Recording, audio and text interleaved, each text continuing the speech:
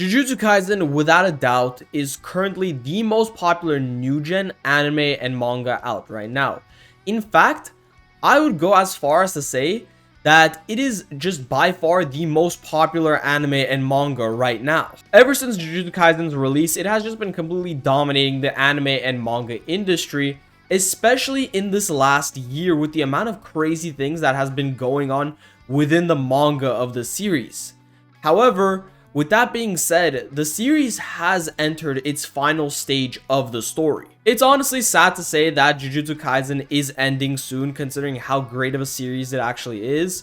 But the author has made the claim time and time again that the series will be ending soon. In fact, last year he wanted to end the series by the end of 2023, and only later on he decided to extend it. And with the entire main cast currently fighting Sukuna, it's very clear that this is the final fight of the story. There will be nothing to the story after this fight with Sukuna is concluded. However, ever since Jujutsu Kaisen entered the last stages of its story, it's been very clear that Gege Akutami, author of Jujutsu Kaisen, has just been rushing the story in anticipation for it to end. And it's crazy how badly Akutami is rushing the series and how no one seems to notice or say anything about it. So that's the entire reason why I'm making this video, just to point out how much Jujutsu Kaisen has been rushing to finish lately. Now, Jujutsu Kaisen is very fast paced. However, I'm not referring to the fast pacing of the series, because there is a big difference between a series being fast paced and a series being rushed. In fact, the pacing of the series was pretty perfect up until the ending of the Colon Games. During the Colon Games, we got introduced to a bunch of new characters, and even though we got introduced to all these new characters, every character got a chance to shine no matter how insignificant or how new they were to the story. And every character had some sort of hype or background built up around them. However, the pacing kind of just flew out the window by the end of the arc. And let me show you guys the first example of this happening. Now, the first time I realized that Akutami was really rushing the series and was trying to get to the ending as fast as he possibly could was when Gojo got unsealed. Now, Gojo had been sealed for about 3 years for us as readers. For us, it was 3 years since the last time we saw Gojo in Shibuya, and don't take this as me saying that Gojo should have been sealed for a longer amount of time, because he shouldn't have. We waited 3 years. 3 years was a good amount of time to wait for him to come back. But anyways, Gojo gets unsealed, right? He instantly goes to fight Kenjaku, and he's stopped by a 15-finger Sukuna. Now, obviously, Gojo could have ended the series right then and there, but that's not the point. The point is, they both gave each other a month worth of time to prepare for their final showdown. But then the very next chapter is already the start of the Gojo versus Sukuna fight. So Gojo comes back, and then the very next chapter is a month time skip.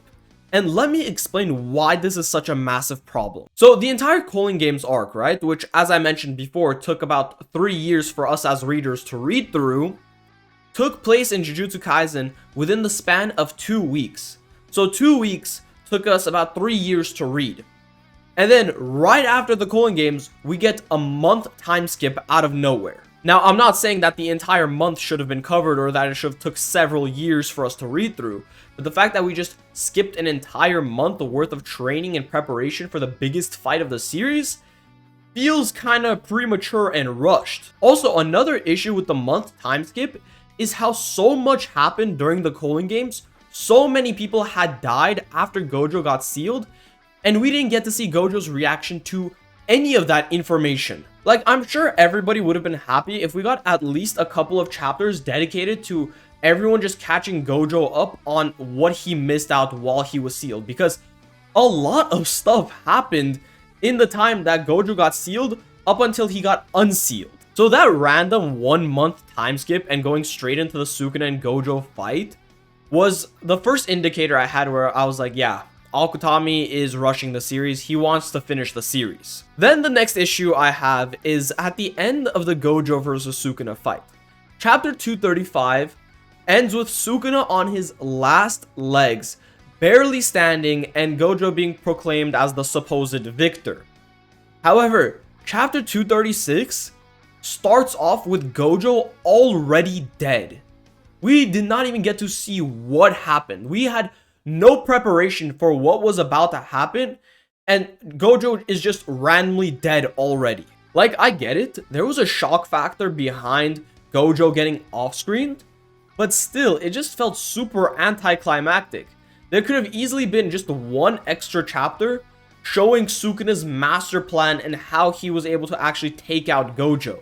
Instead, we just got hit with a premature death for Gojo Satoru, literally the most popular character in the entire series and a character that we waited for 3 years to be unsealed. The next big instance of Akutami rushing the series was definitely Kashimo versus Sukuna. Now, I'm not gonna sit here and make the claim that Kashimo should have beaten Sukuna or that Kashimo should have gave Sukuna a tough time during his fight, because come on, it would have been disrespectful to Gojo if we placed another character like Kashimo on the same level as Gojo. However, their fight could have been so much longer. Think about it. Kashimo was introduced to the story during the Colon Games, and ever since the beginning, Kashimo's main goal was to fight Sukuna. His entire character existed for the sole purpose of fighting Sukuna. So obviously we as fans were like, okay, this guy has to be really strong if all he wants to do is fight Sukuna, because clearly Akutami is setting up the fight between them. We know that it's going to happen, just like how we knew Gojo versus Sukuna was going to happen. So obviously we're expecting big things from this fight. Not only are we expecting this fight to happen, but we also know that Kashimo has a one-time curse technique. So again, we start assuming instantly that this curse technique has to be insanely powerful, and it's going to give Sukuna a pretty good fight, to say the least. You know what we got instead of that? Kashimo lasting 2 chapters and getting one-shotted by Sukuna. Again, nobody was expecting Kashimo to actually beat Sukuna, but the fight could have easily lasted a couple chapters more, especially when you hype up Kashimo to be the strongest of his own era, to be the equivalent to Gojo and Sukuna of his own era. How are you going to give a character with that much hype only 2 chapters of screen time against Sukuna? It's very obvious that Akutami wanted Kashimo versus Sukuna out of the way as quickly as possible, just so he could focus on the maiden fight between Sukuna up against Yuji and Yuta. And finally, the third main instance of Akutami rushing the series, and what's compelled me to make this video, is Kenjaku's conclusion within the story of Jujutsu Kaisen. So Kenjaku is the mastermind of Jujutsu Kaisen. He is the Aizen of the series. He had planned out everything for 1,000 years, and in fact, he was probably hyped up more to be the main villain than Sukuna. Yes, Sukuna was more raw and had more aura around him, but Kenjaku was the real mastermind behind the series. And going all the way back to the Shibuya arc when Gojo was first getting sealed, that was the first time we got an implication that Kenjaku's final opponent is going to be Yuta Okkotsu.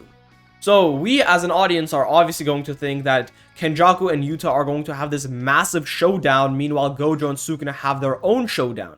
This was supposed to be the final fight for both of these characters. Well, not supposed to be, but it's what everyone assumed to be the final fight because it just makes sense. However, let's go over how Kenjaku actually got taken out.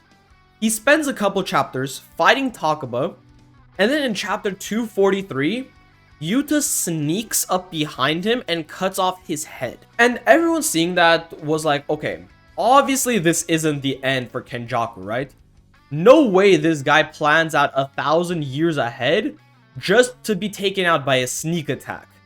So everybody assumed that Kenjaku was going to come back in some sort of way. But then in chapter 249, it's just straight up confirmed to us that Yuta actually killed him. That was the end of Kenjaku. This guy who schemed and planned for thousands of years actually got taken out by a sneak attack. That's like if Aizen got taken out by a sneak attack. Imagine the outrage if that happened.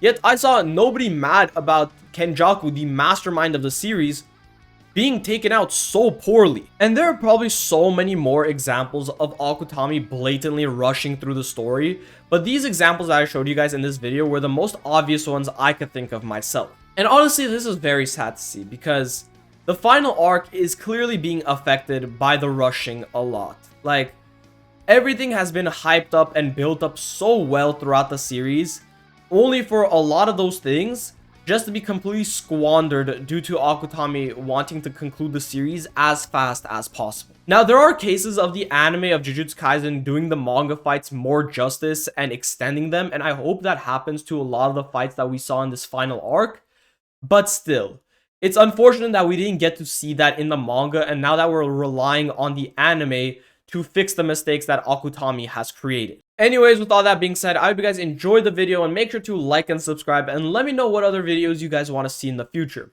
Hope you guys have a great rest of your day, and I'll see you all on the next one.